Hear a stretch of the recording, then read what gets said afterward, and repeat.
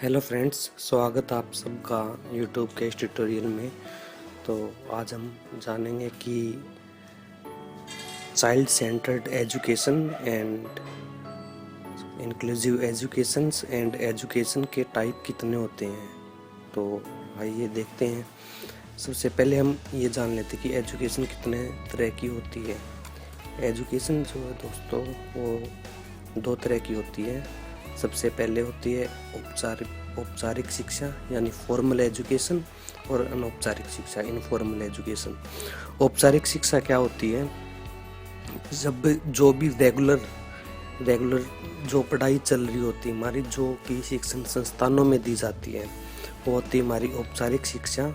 और जो जो कि कोई भी स्टूडेंट जो है स्कूलों से अलावा बाहर से प्राप्त करता है, वो होती है अनौपचारिक शिक्षा, जिसे इनफॉर्मल एजुकेशन भी कहते हैं।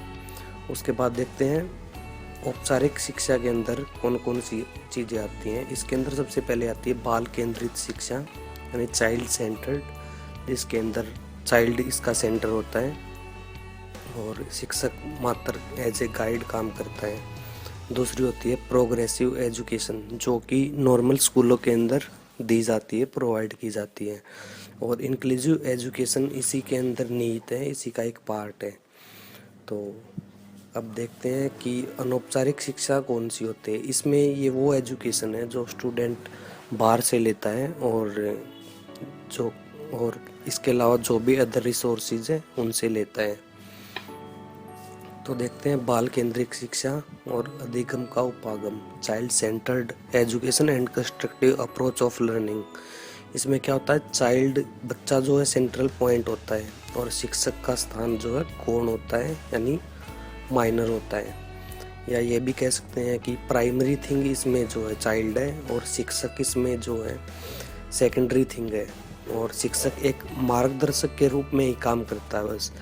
तो शिक्षक इसमें पढ़ाता नहीं है, इसमें बच्चा खुद ही सीखता है। बच्चे को प्रॉपर टाइम दिया जाता है और पाठ्यक्रम भी बच्चा ही निश्चित करता है। तो वो अपने अकॉर्डिंग अपनी स्पीड से जो वो चाहे वैसे सीखता है।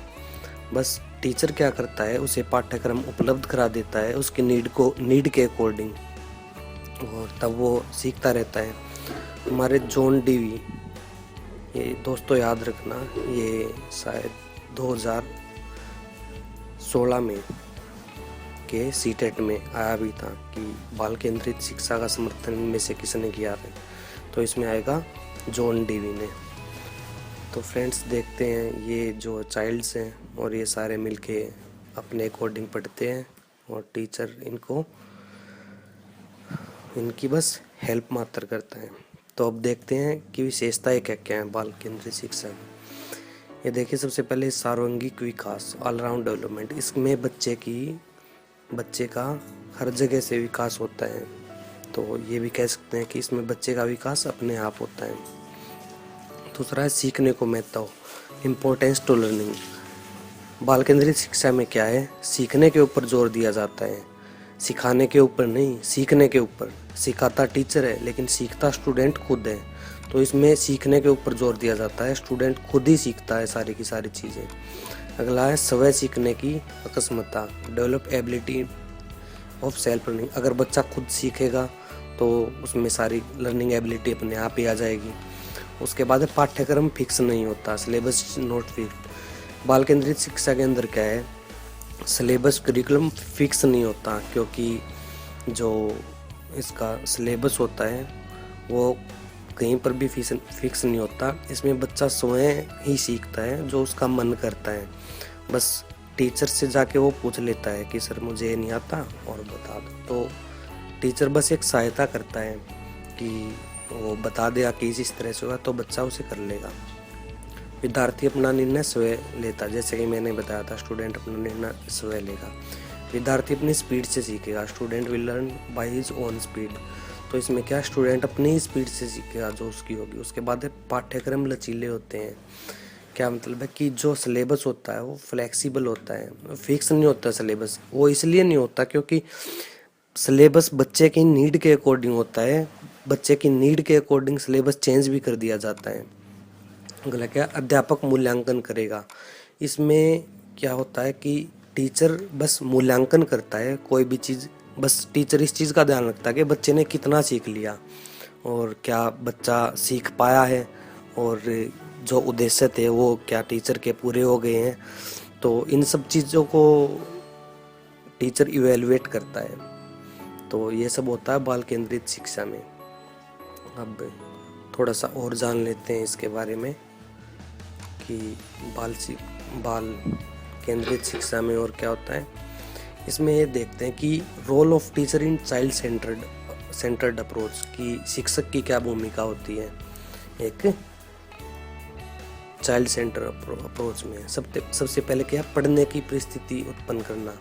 टीचर जो है स्टूडेंट्स के लिए पढ़ने के लिए परिस्थितियाँ उत्पन्न करता है ताकि स्टूडेंट आसानी से सीख सके, उनके लिए अच्छा इन्वायरमेंट क्रिएट करता है। सेकंड क्या है, समस्याओं का समाधान करना।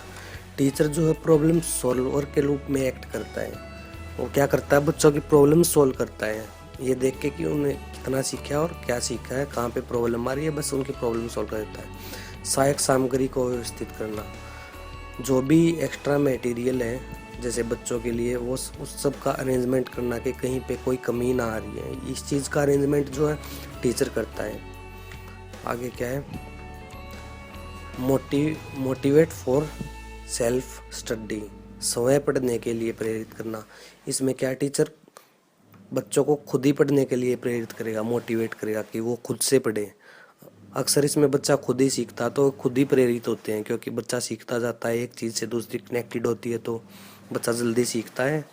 और जल्दी तो नहीं सीखता, मतलब टाइम लेता है, लेकिन ज्ञान उसका स्थायी होता है क्योंकि खुद से सीखता है। सीखने में सामान्य स्थापित करना, मेंटेन कंसिस्टेंसी वाइल लर्निंग। इसमें क्या होता है, टीचर को एक कंसिस्टेंसी मतलब सामंजस्य स्थापित करना पड़ता है, क्योंकि इसमें जो चीज़ें हैं वो बच्चा कहीं गलत तो नहीं सीख रहा है या फिर किसी गलत टॉपिक पे तो नहीं चला गया जो उससे पहले से कनेक्टेड नहीं है।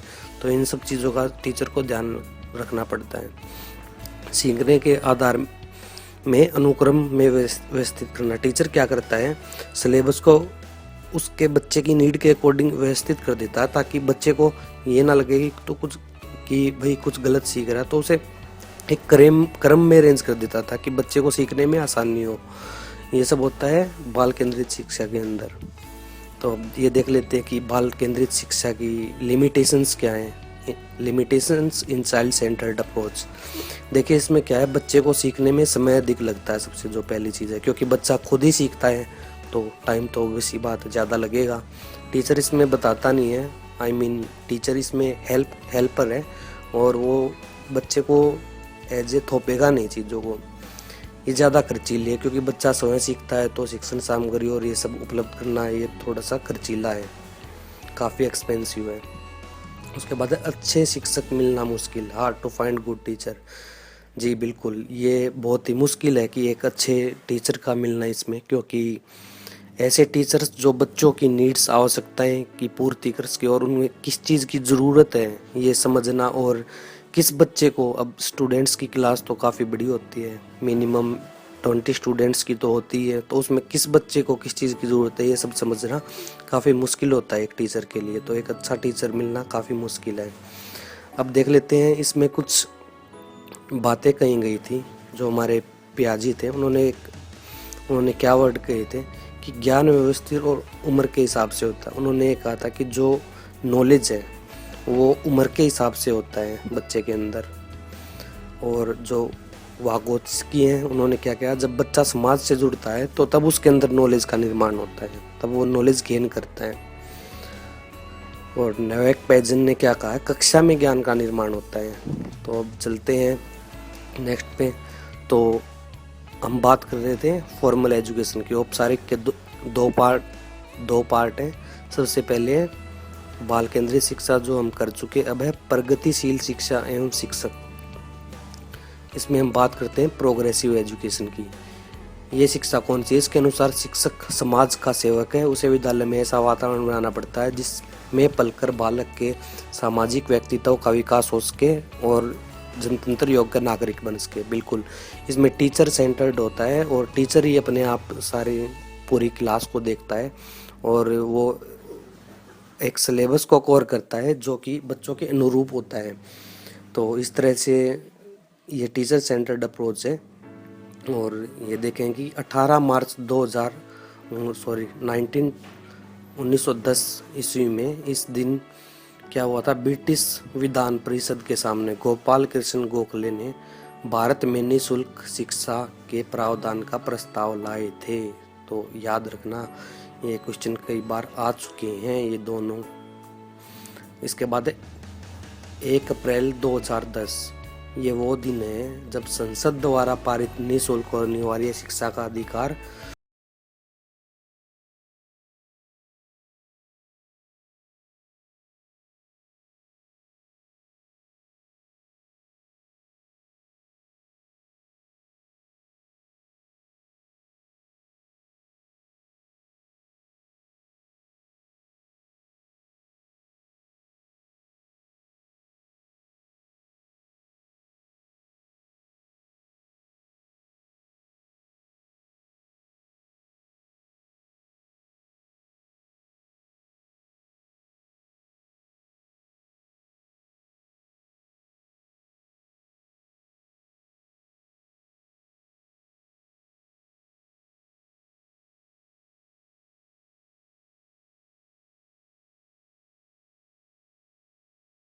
के मामले सामने आते हैं। जैसा कि आप सब लोग जानते हैं, प्राइवेट स्कूल्स में ये सब होता ही है। उसके बाद क्या, स्कूल में बच्चों के हितों को लेकर उंगलियों में गिनने योग्य कई संगठन है। ये क्या कहते हैं कि जो स्कूल में जो बच्चों के हेल्पर आते हैं वे कुछ ही ऐसे संगठन हैं जो बच्चों का सपोर्ट करते हैं। आगे क्या, परिस्थितियों के चलते कई बच्चे एक स्तर में कई बार अनुपस्थित रहते हैं। बिल्कुल, परीक्षा के दबाव के कारण बच्चे अनुपस्थित रहना स्टार्ट करते थे। और भी कई मामले होते हैं जिसके कारण बच्चे स्कूल नहीं जा पाते। कई बार स्कूल में पिटाई के मामलों से तंग आकर बच्चे स्वयं स्कूल छोड़ देते हैं। बिल्कुल। आगे, प्रगतिशील शिक्षा केवल प्रस्तावित पाठ्य पुस्तकों पर आधारित अनुदेशों में विश्वास नहीं करती, न ही मात्र अच्छे अंक को प्राप्त करने पर बल दिया जाता है। बिल्कुल, प्रोग्रेसिव एजुकेशन में पाठ्यक्रम पर आधारित होता है सब कुछ और अच्छे अंक प्राप्त करने पर बल दिया जाता है। निःशक्त बच्चों के लिए केंद्रीय प्रयोजन योजना का नाम समेकित शिक्षा योजना है। इसका उद्देश्य यह है कि समावेशित है, यह है कि निःशक्त बच्चे भी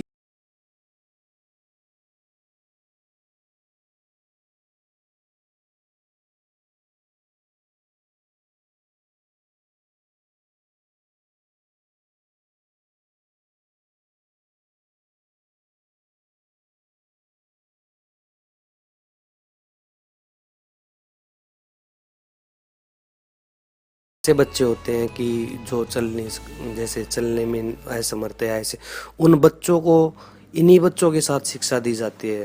बिल्कुल, तो उनमें कोई भेदभाव नहीं किया जाता उन बच्चों के साथ। और इन सब चीज़ों को बढ़ावा देने के लिए टीचर क्या करता है, जो ऐसे बच्चे होते हैं जो विकलांग है उन बच्चों को इन्हीं सामान्य बच्चों के साथ पढ़ाई कराते हैं और किसी तरह का कोई भेदभाव नहीं होता इस चीज़ के अंदर। इवन टीचर खुद ऐसे बच्चों को एक अवसर प्रदान करते हैं सामान्य बच्चों के साथ पढ़ने के लिए, ताकि वो बच्चे अपने आप को इन बच्चों से अलग महसूस न करें। यही है इंक्लूसिव एजुकेशन। तो आगे चलते हैं कि अनौपचारिक शिक्षा क्या होती है। इनफॉर्मल एजुकेशन, देखिए क्या है, परिवार अनौपचारिक शिक्षा का साधन है। अनौपचारिक शिक्षा का आरंभ प्रवेश से ही हो जाता है, इसके लिए किसी संस्थान की आवश्यकता नहीं होती। बिल्कुल, परिवार जीवन की पहली पाठशाला है। ये क्वेश्चन कई बार पूछा गया है कि बालक की सबसे पहली पाठशाला कौन है, तो ये परिवार है। उसके बाद क्या है, एक शिक्षक स्वयं आदर्श रूप में व्यवहार कर विद्यार्थियों में सामाजिक मूल्यों को विकसित कर सकता है। बिल्कुल, आदर्श व्यवहार करके शिक्षक जो है बालक में सोशल वैल्यूज को विकसित कर सकता है। शिक्षा का चरम उद्देश्य क्या है, बालक का सर्वांगीण विकास करना। अब देखते हैं, जॉन डेवी ने लैब विद्यालयों को प्रगतिशील विद्यालय का उदाहरण माना है। बिल्कुल, अब आगे चलते हैं। डेवी ने जो है लैब विद्यालयों को, जो लैब मतलब एक छोटे छोटे स्कूल हैं जो प्राइवेट्स हैं, वो एक प्रोग्रेसिव प्रोग्रेसिव जो स्कूल हैं उनका एक अच्छा उदाहरण है। अब चलते हैं, ये कुछ क्वेश्चंस हैं जो कि काफ़ी बार पूछे जा चुके हैं, तो देखते हैं किस तरह से आप, अगर आपके ये कंसेप्ट कुछ हद तक क्लियर हुए हैं तो मे बी आप इनका आंसर कर पाओगे। बस थोड़ा सा दिमाग लगाना है। अब देखिए पहला क्वेश्चन क्या है, निःशक्त बच्चों के लिए समेकित शिक्षा की केंद्रीय प्रायोजन योजना का उद्देश्य है में डैश में निःशक्त बच्चों को शैक्षिक